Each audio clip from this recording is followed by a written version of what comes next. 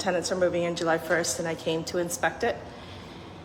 And it was empty for about a month and a half and there was just a lot of dust, so I just cleaned up. I'm actively involved with, so here's a new kitchen that we put in. There's one bedroom. Here's another one. And then this is a side door entrance. And then this is their family room, dining room, living room area that goes out to the backyard. And then we have another bedroom over here and then the bathroom. Just doing a pre-inspection. Quickly cleaned up right now because the new tenants are going to do an inspection right now. And when I came here, there was a flood. There was a flood from the new AC unit that we put in.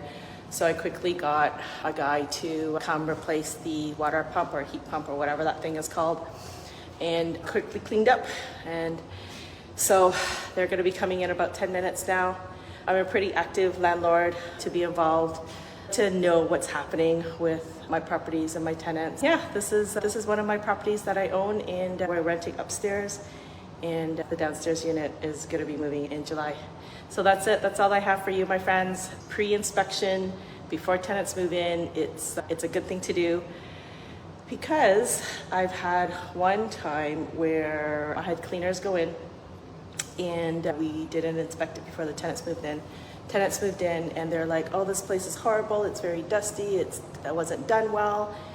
And that was my bad. I didn't go look at it, I didn't have it inspected.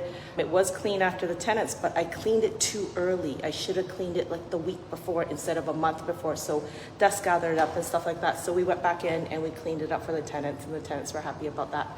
So you know what, as landlords, we're running a landlord business. We need to remember that as a business, we always have put checks and measures in place to ensure that our business runs smoothly and profitably. And that's it, my friends. Hope you have a wonderful Wednesday. Take care. Bye now.